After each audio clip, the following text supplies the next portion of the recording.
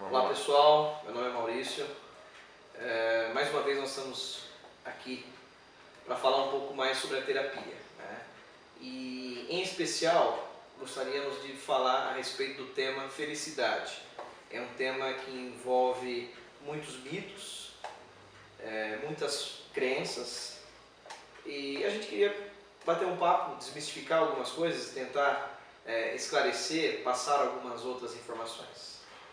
Maurício, te perguntar uma coisinha. Com a terapia, eu conseguiria alcançar a felicidade? Olha, no que diz respeito à felicidade, quando eu penso em alcançar, eu penso em buscar. Buscar a felicidade, eu já vou ser infeliz. A felicidade não está fora. Ela é algo que está dentro de mim, né? Tem um teórico americano que lançou um livro chamado Teoria da Escolha, é o William Glasser. Ele fala bastante a respeito das necessidades básicas dos indivíduos. E ele diz respeito, sim, com especial atenção, à felicidade, sobre a felicidade. E ele fala sobre os 4 pilares da felicidade. 4 pilares? Que seria? Sim, Verdade. esses 4 pilares não seria receita, né? A gente escuta muito por aí, né? Em muitos livros de autoajuda, né? Felicidade, dicas, faça isso, faça aquilo, 10 maneiras de ser feliz, 10 maneiras de enriquecer. Não há receita, não existe receita para a felicidade, não existe uma regra, um protocolo, uma norma. Como eu disse, a concepção, a vivência, a descoberta da felicidade é uma descoberta única desse indivíduo que vive, que especificamente ele, de dentro para fora, não está de fora para dentro. E o William Glasser, ele fala a respeito dessas necessidades básicas, e eu atribuiria a estes 4 pilares da felicidade, né? Como diz um amigo psiquiatra, Marcos Nogueira, os 4 pilares da felicidade humana. O que diz respeito a esses 4 pilares? Então vamos nomear. Primeiro, a liberdade. A necessidade que eu tenho de viver a minha vida buscando a minha liberdade. Não uma liberdade com irresponsabilidade. Quanto mais eu recebo a liberdade, mais responsabilidade eu tenho. Seja numa relação, seja no meu trabalho. Quanto mais me atribuem a liberdade, a responsabilidade é comigo, né? Quanto mais eu tenho a possibilidade de fazer aquilo que depende muito mais de mim do que qualquer outra pessoa, eu assumo uma liberdade, mas com responsabilidade. Então essa liberdade da vivência, a vida 2, por exemplo, né? Mesmo a vida 2, com 2 pessoas com cabeças diferentes, com mundos e vidas diferentes, há necessidade do respeito à liberdade.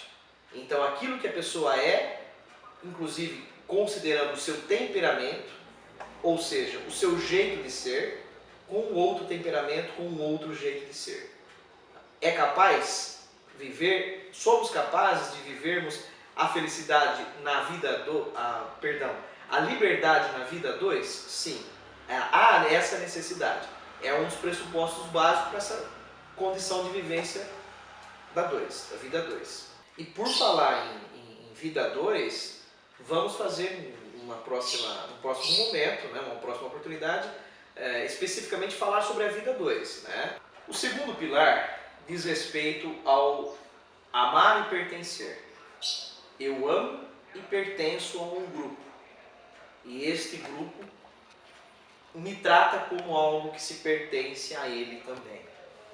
Então eu penso que as pessoas que vivenciam, seja onde for,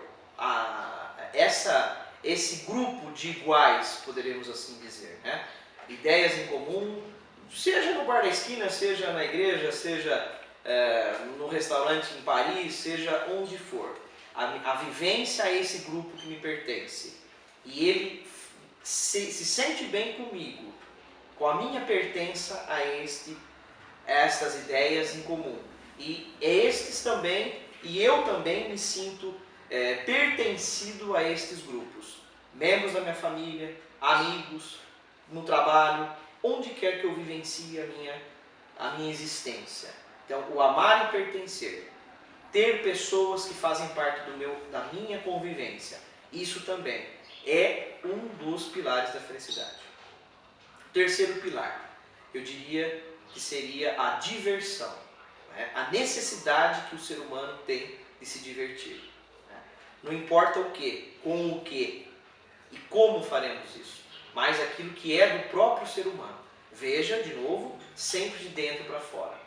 Muitas vezes o menininho lá da favela, com uma caixinha de sapato, ele vai fazer um carrinho, que ele vai se divertir muito mais que muitas vezes um menino da vida de um bairro rico, do videogame, ou de um carrinho importado de controle remoto, que vai, muitas vezes vai se frustrar com aquilo, vai se cansar pelo excesso do consumismo que a gente vivencia e que ele vai trocar. Aquela felicidade é extremamente momentânea e é uma felicidade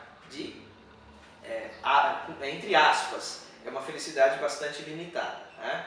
E bastante questionada. Mas a diversão, a necessidade que o ser humano tem de se divertir. Né? O divertir sempre, sim, com a necessidade que envolve essa pessoa. Não tem certo e errado, não tem o que é bom e o que é ruim. É aquilo que faz bem sempre com a coerência e com o bom senso.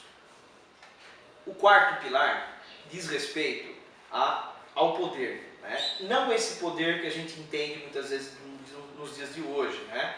Ou que a gente sempre vivenciou no mundo, toda a história, seja nos grandes impérios, nas grandes empresas, nos grandes executivos, os grandes gerentes de empresas, diretores, o poder do autoritarismo que passa por cima, mas um poder sim, que faz parte que está inerente do ser humano, no ser humano, né? O poder de ajudar alguém, né? O poder de transmitir um conhecimento, né? Eu tenho esse poder de fazer um belo prato, de saborear uma bela comida.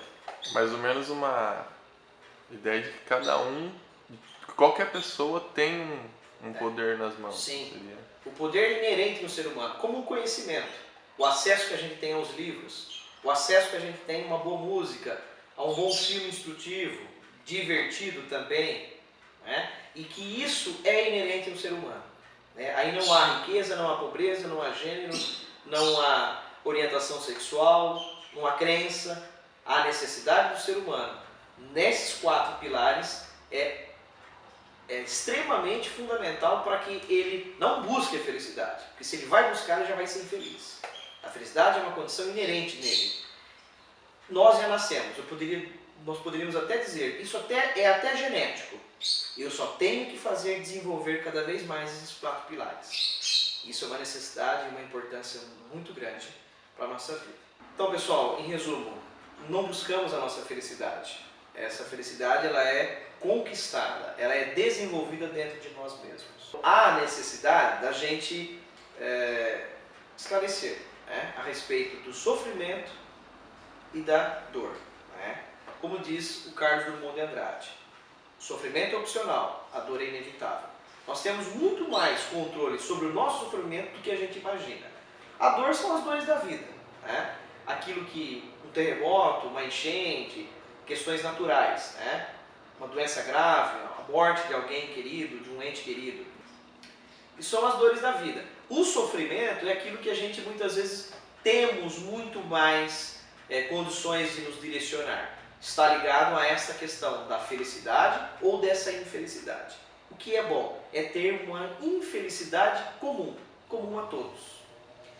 Importante também, pessoal, a gente pensar nessa frase que Carlos Drummond de Andrade nos disse a respeito dessa condição que a gente tem de entender melhor. Nós somos muito mais responsáveis e muito mais controladores do nosso sofrimento, que é o inverso, o antônimo de felicidade, do que a gente imagina. Então, lidando melhor com esse sofrimento, obviamente trabalharemos juntamente com os quatro pilares, obviamente trabalharemos melhor para esta nossa paz. A importância da gente vivenciarmos essa paz diante do mundo que ela vive, diante das necessidades que ela tem e dessas descobertas que ela vai encontrar, que ela vai ter com a terapia. Diante disso, pessoal, ninguém nos faz felizes. Em nossa felicidade nós incluímos o outro. Então, tanto em pessoas quanto em coisas, por exemplo, pessoas, né? A minha esposa, a minha namorada, o meu amigo, a minha amiga me faz feliz. Lembrando do grupo do amar e pertencer. Não. Na minha felicidade eu incluo essa pessoa. Então é sempre de dentro para fora. Né? Para atingir o quê? O meu mundo de qualidade.